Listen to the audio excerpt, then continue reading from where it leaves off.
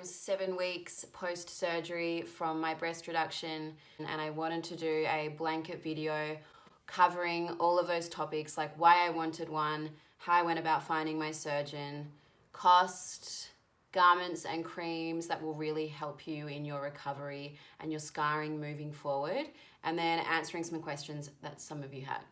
I'm also going to show you what some scarring on some very fresh boobs looks like without being too graphic, and hopefully this will give you information that you find very helpful if you are considering this in future. I've had huge boobs between the age of 16 and 27, where I'm at now, and of course between those life stages you fluctuate a lot. Back and neck pain has always been an issue, incredibly restrictive with exercise. Clothing, if you have big boobs, you know how restrictive this is as well. This year, I decided to fortuitously forego my usual winters that I spend in Europe and commit to doing this instead. Cue COVID, that didn't end up being a sacrifice in the end.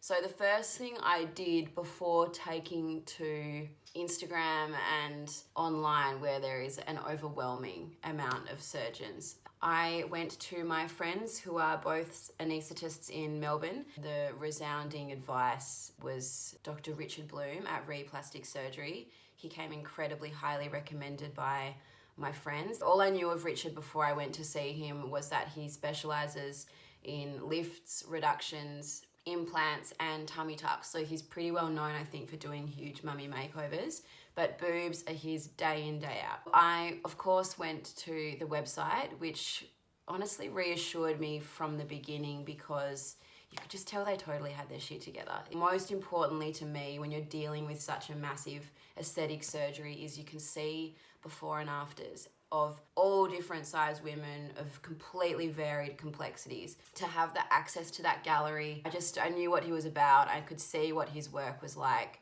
So I very quickly booked in for a consult the following week. But as soon as I met Richard, there was the connection there, and I honestly didn't feel the need to look any further after that. Your first consult is technically running through what your issues are and what Richard thinks is the best solution.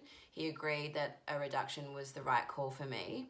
And I think there's a lot of misconception or confusion about what the difference between a reduction and a lift is. It is exactly the same surgery. The only difference with a reduction is you're also taking some of the breast tissue. So how they go about that is pretty full on. It's technically a full breast reconstruction, and the anchor incision cuts along the lower fold, up the center of the breast and around the areola. Excess skin, breast tissue or fat is taken and the areola is made smaller before it's moved up entirely. Another incision style is the lollipop, but the anchor scar is all about shape. The anchor incision allows the surgeon to perform an internal bra technique to shape the lower fold, which involves sewing the lower flap to the chest wall. This avoids any breast sitting on the chest, which gives you a perky result and means you can go bra-free. My results from this have completely surpassed my expectations. A lot of people find anchor scarring really confronting and most often off-putting. It can stop a lot of people from even going ahead with a surgery like this. There are so many creams and practices available now. You can do Fraxa laser, which Plastic Surgery offer their clients at week 8 and week 12.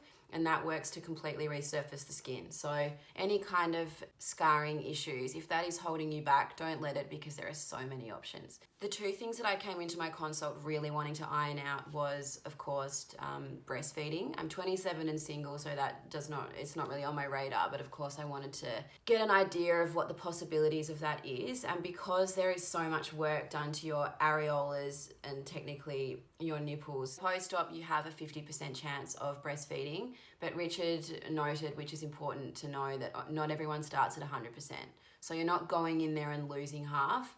The potential for 100 was never there, but for me, I would rather enjoy my boobs for the remainder of my 20s or however long I'm not having kids for. So I'd love to breastfeed. If I can't, it's not the end of the world. The other thing was, how do you do this in a way that will keep someone who's quite curvy like me in proportion?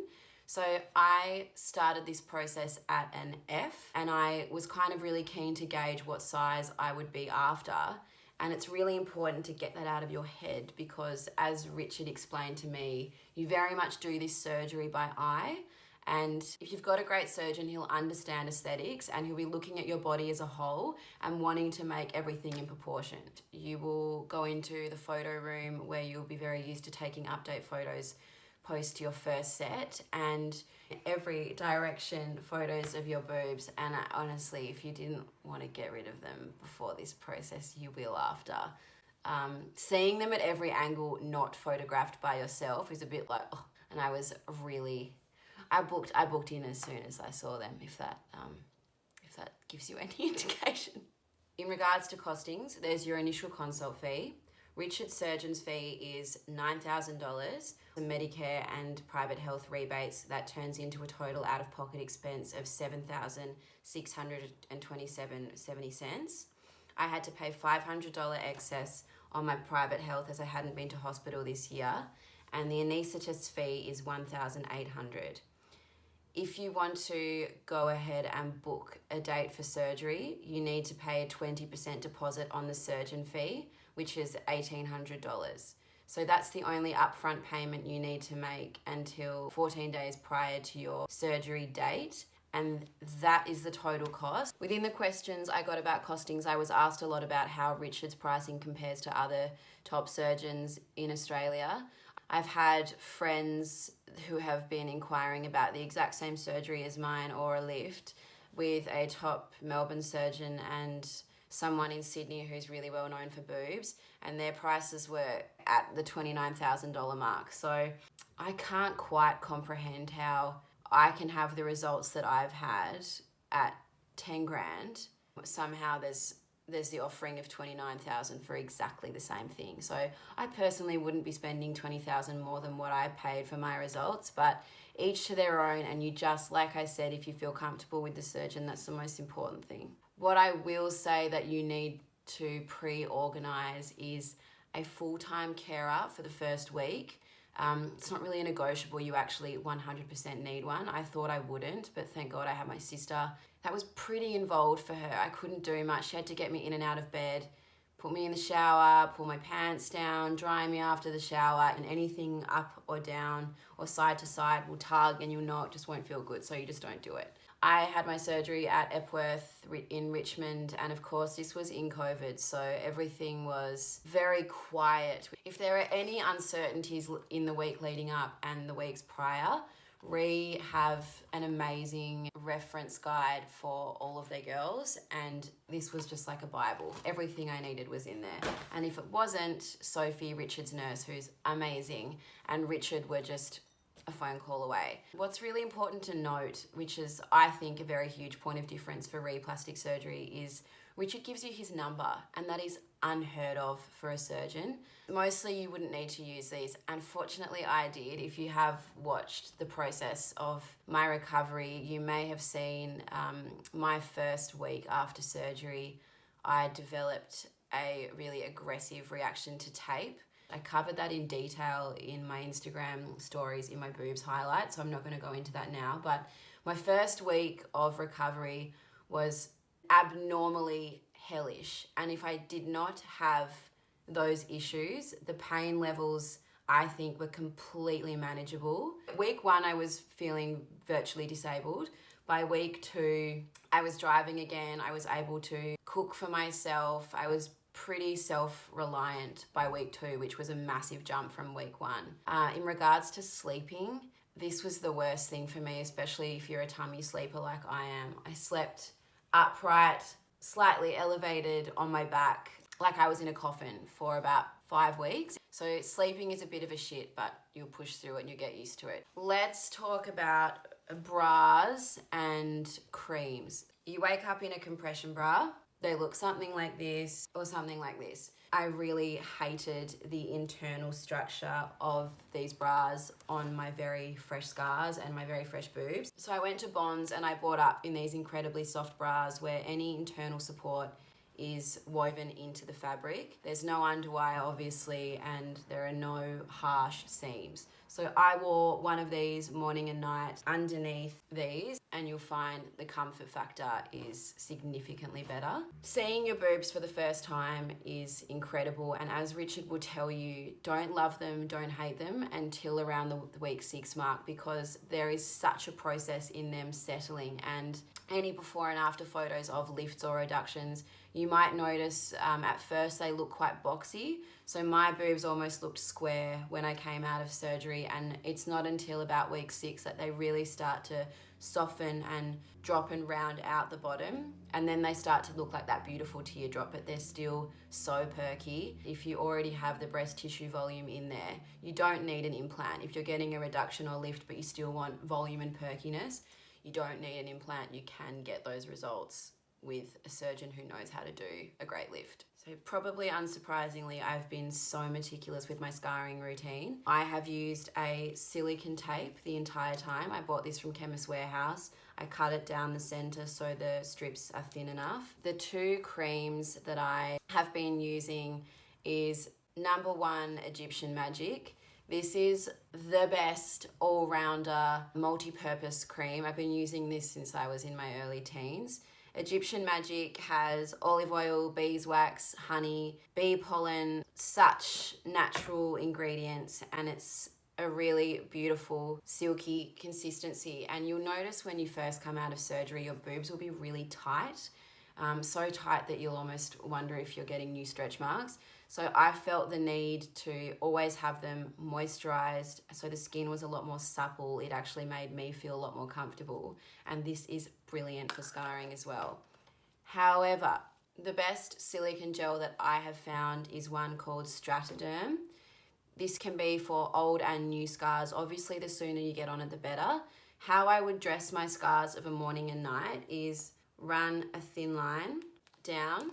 I would then really lightly rub it in, but I'd want there to be like a kind of lather on the surface, and then I would stick my tape on top. So I would do this morning and night without fail all throughout the process, a week prior to surgery, and I probably stopped this about week 3. I take arnica pellules, which I've done for every surgery that I've had. You can buy them from most health food stores, but they really help with swelling, bruising, and inflammation, and I swear by them. So if all you need to buy is the 3 of these, I cannot recommend them enough. I had someone ask, aren't you scared of men's reactions to your scars? And honestly, no, I'm doing this for me, and I think you have to be really clear about that when you're going in. Also, if you're seeing a guy and that's his issue, I suggest you find another one. Again, this is a testament to Richard's skill with his internal stitching and his eye for detail, but you quite literally cannot tell all around my areola. You cannot tell that it is not my original nipple. I do not have a scar. It's like laser fine cut. If this were me watching this video, I'm such a visual person, I would just desperately want to see a boob or a scar or something. And I'm not going to show you my boobs, obviously, but I am going to show you in a bralette and show you how they can sit, because they sit exactly like this without the bra on. And the shape that you can achieve and the size that you can still be after a breast reduction. I'm also going to show you my under scars so you can get an idea of what a fresh scar can look like. Okay, so I'm 7 weeks post-op. I'm a double D, which I was really happy about because that was obviously always a point of concern with how I would balance out my bottom curves. What I want to show is how perky your breasts can be without an implant if you already have the breast tissue. So I don't have an implant. That was never an option for me. I wasn't interested. So this is with all of my own breast tissue, and whether I was or wasn't wearing a bra at the moment, the boobs would sit like that in themselves, which is revolutionary. What you'll also notice after this surgery is you just miraculously get the small of your waist back, which is such a bonus, because when you have big boobs, even if you're wearing a bra that will hold you up, you just don't see that clinched in small of your waist. So I feel like my torso has extended by about that much. In terms of bottom scarring, Richard in his brilliance has done all of my underscarring within the breast fold. So when they're sitting, you actually can't see the underscarring at all because it's right underneath. My fresh scarring looks like a red pen mark. It's currently flat and it will turn into a flesh tone. So I really hope this has helped. If I had to summarize the process for me, this has been truly life-changing, and I cannot firsthand recommend Richard Bloom enough.